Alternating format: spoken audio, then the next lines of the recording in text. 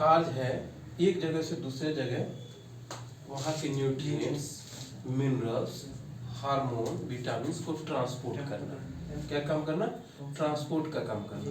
लेकिन ब्लड को पंप करता कौन है? ब्लड को कौन पंप करता है? तो ब्लड को हार्ट पंप करता है। 1 मिनट में कितने बार पंप करता है?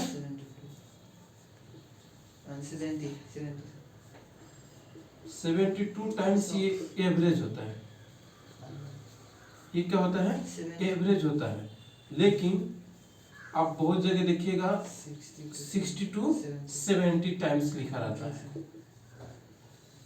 62 70 टाइम्स लिखा रहता है। 1 मिनट में हमारा हार्ट इतना बार क्या करता है? पंप करता है। एक बार में कितना पंप करता है? 1 मिनट में तो इतना बार पंप करता है। एक पंप में कितना ब्लड पंप करता है? एक बार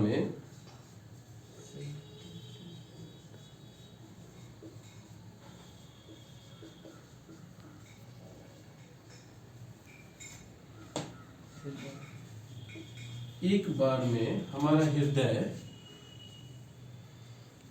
लगभग 70 ml ब्लड पंप, एक बार में हमारा हृदय 70 ml ब्लड को पंप करता है। 70 ml ब्लड पंप। अब देखिए 70 ml ब्लड एक बार में पंप कर रहा है, तो 1 मिनट में कितना पंप करेगा? 1 मिनट में कितना पंप करेगा? तो हम अगर बात करें 1 मिनट में 72 टाइम्स पंप कर रहा है, इनटू 70 ml ब्लड कर रहा है 1 पंप में, तो टोटल कितना हो जाएगा? Approx 5 litre. अप्रॉक्स कितना आएगा? अप्रॉक्स 5 लीटर आएगा। आप लोग गुना कीजिएगा, 5 लीटर से थोड़ा अधिक आएगा, ठीक है, लेकिन अप्रॉक्स 5 लीटर। तो हमारा हृदय 1 मिनट में लगभग 5 लीटर ब्लड पंप करता है।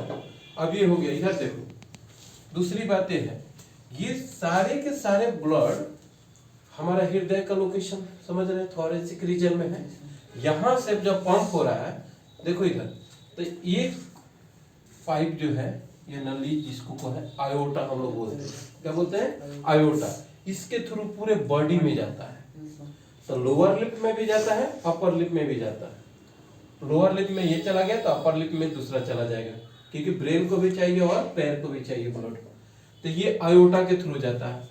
आयोटा में जो ब्लड होता है वो ऑक्सीजनेटेड ब्लड होता है। कौन सा ब्लड होगा? ऑक्सीजनेटेड ब्लड होगा। अब ऑक्सीजनेटेड ब्लड आया कहाँ से? ये बात है।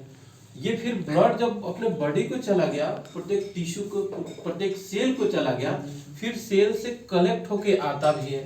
तो किसके थ्रू आएगा? Superior vena cava. फिर इसमें एक और होता है, इंफीरियर वेना कावा बोलते हैं। इसके थ्रू हमारे हार्ट में राइट एट्रियम में ब्लड आता है। राइट एट्रियम में ब्लड आता है। ये ब्लड कैसा होता है? डीऑक्सीजनेटेड ब्लड होता है।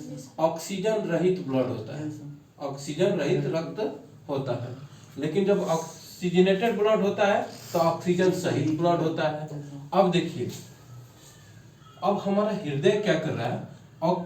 डीऑक्सीजनेटेड ब्लड ले रहा है, लेकिन पंप कर रहा है बॉडी को क्या? Oxygenated blood. फिर आया कहाँ? इसके पास ऑक्सीजन कहाँ से आया? इसके पास तो ऑक्सीजन का कोई रोल ही नहीं है। मानव शरीर में ऑक्सीजन, मानव शरीर में फेफड़ा का कार्य क्या है बताइए? ऑक्सीजन का या गैसों का आदान प्रदान, गैसों का आदान प्रदान। तो मानव शरीर में गैस का एक्सचेंज जो हो रहा है, कहाँ हो रहा है? अपने फेफड़ा यानी लंग्स में हो रहा है। अब ये कैसे होता है? Superior vena cava right atrium में ब्लड को कलेक्ट करके लाया पूरे बॉडी से। ये क्या होगा? डीऑक्सीजनेटेड ब्लड होगा। ये क्या होता है? ट्राइकस्पिड वाल्व के थ्रू ये राइट वेंट्रिकल में प्रवेश करता है। ट्राइकस्पिड वाल्व के थ्रू कहाँ प्रवेश करेगा? राइट वेंट्रिकल में। राइट वेंट्रिकल क्या करेगा? फिर ये पंप करेगा ब्लड को, हार्ट। ये कहाँ चला जाएगा? लंग्स में। किसके थ्रू जाएगा? Pulmonary artery. Pulmonary artery. एक बात हमेशा ध्यान रखिएगा, आर्टरी जो है ऑक्सीजनेटेड ब्लड को कैरी करता है, लेकिन लंग्स में उल्टा हो जाता है। पल्मोनरी आर्टरी ये डीऑक्सीजनेटेड ब्लड को कैरी कर रहा है, लेकिन पल्मोनरी वेन जो है यहाँ ऑक्सीजनेटेड ब्लड को कैरी कर रहा है। अब ये राइट वेंट्रिकल जैसे लंग्स को ब्लड दिया, लंग्स को ब्लड दिया, तो यहाँ एक्सचेंज ऑफ गैस होंगे, कार्बन डाइऑक्साइड बाहर निकलेंगे, यानी कार्बन डाइऑक्साइड क्या करेगा, लंग्स उसको ले लेगा और ऑक्सीजन को किसको दे देगा, ब्लड को दे देगा।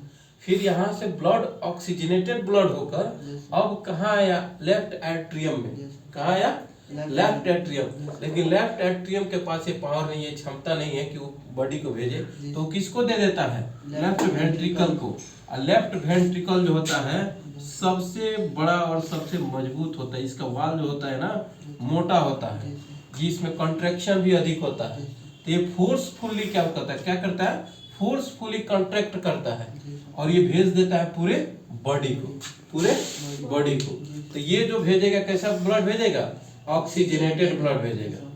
तो ऑक्सीजनेटेड ब्लड किसके किसके थ्रू जाता है, हमारे बॉडी में ऑक्सीजनेटेड ब्लड किस किस के थ्रू जाता है, तो पल्मोनरी वेन और आयोटा के थ्रू ऑक्सीजनेटेड ब्लड का कैरी होता है। डीऑक्सीजनेटेड ब्लड का कैरी कैसे होता है, डीऑक्सीजनेटेड ब्लड का कैरी कैसे होता है, तो सुपीरियर वेना का भाग और पल्मोनरी आर्टरी के थ्रू। ये क्वेश्चन बहुत इंपॉर्टेंट क्वेश्चन है। ये सारे क्वेश्चन आपके किसी भी एग्जाम में आएंगे, चाहे मेडिकल का हो या किसी कंपटीशन का हो या 11th की अदर एग्जाम में। ऑब्जेक्टिव क्वेश्चन इससे बनेंगे, 5-7 क्वेश्चन तो इसे फिक्स है कि बन जाएगा। ठीक है, स्टॉप।